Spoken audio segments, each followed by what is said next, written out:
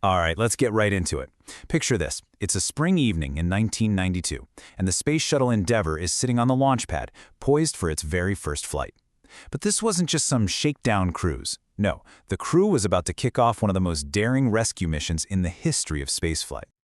One of the astronauts on board that day was Bruce Mellick, and he really hit the nail on the head.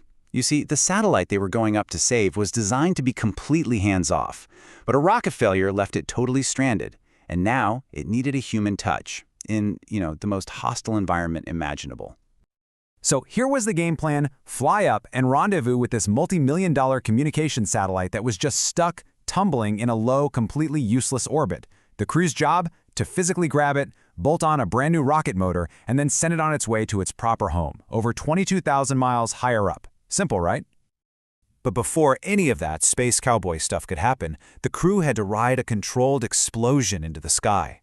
And get this, the entire 4.5 million pound machine they were strapped into was literally held to the ground by just 8 bolts. 8 bolts designed to be vaporized on command. So, how do you unleash all that power safely? Well, the key is a perfectly timed, totally automated sequence. Let's break down those final heart-pounding moments of the countdown.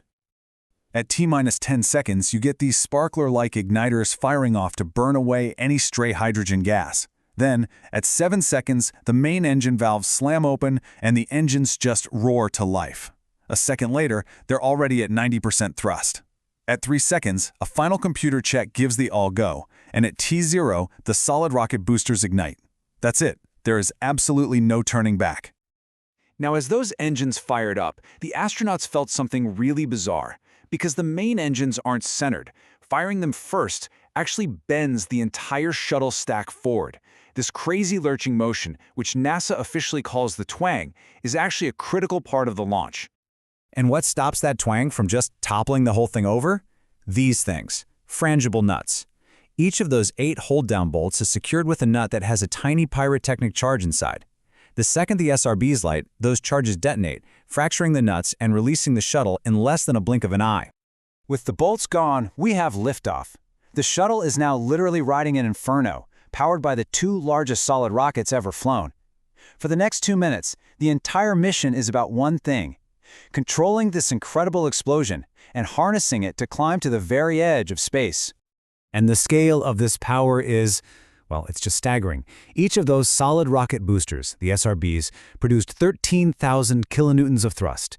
Now, to put that in perspective for you, that's nearly double the power of a modern Falcon 9 rocket's entire first stage, and the shuttle had 2 of them. But wait, that raises a huge problem, right? How in the world do you throttle a solid rocket? It's not like there's an off switch. Well, the answer is just brilliant engineering. Instead of a simple hollow tube of fuel, the engineers designed this incredible 11-point star shape on the inside. This gave them massive thrust right at liftoff, but as the points burned away, the thrust actually decreased, which kept the shuttle from ripping itself apart from the aerodynamic stress. So clever. Just 45 seconds after clearing the tower, the shuttle is already moving faster than the speed of sound.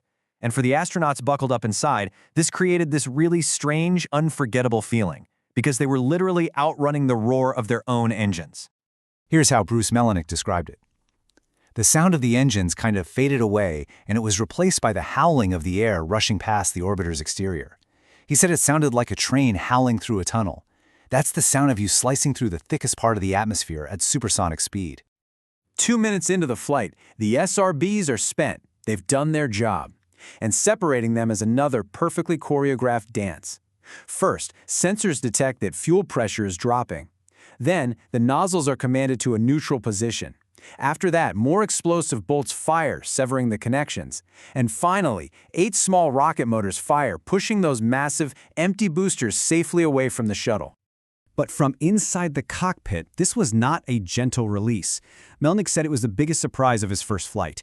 It was a massive bang from the explosive bolts, and then the whole windshield was just engulfed in the fireball from the separation motors. His very first thought was, geez, did we just blow up? Okay, so with the boosters gone, the ride smooths out a lot. The shuttle is still accelerating like a bat out of hell, but now it's under the power of its 3 main engines. They're pushing the crew through the final leg of this violent journey, up into the profound silence of orbit. Powering this final push is that giant orange external tank. the only major part of the whole stack that wasn't reusable.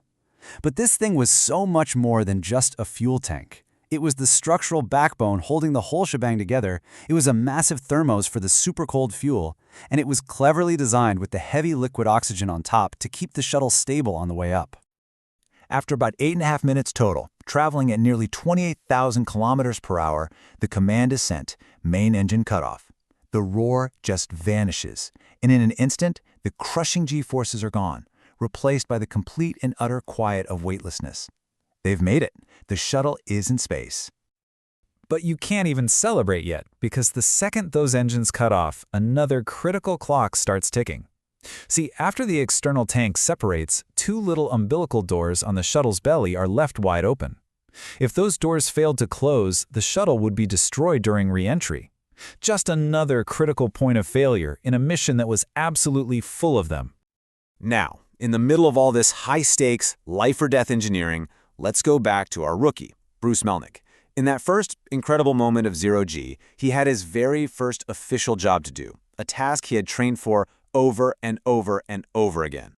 His job was simple: unstrap, float over to the overhead window, and take detailed photos of the external tank as it fell away so engineers could analyze it. But as he looked out that window, he was just completely mesmerized.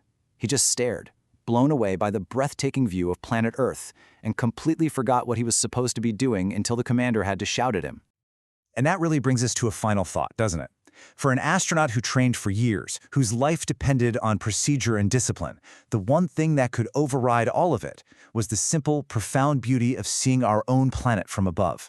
So it makes you wonder, what sight out there could make you forget everything?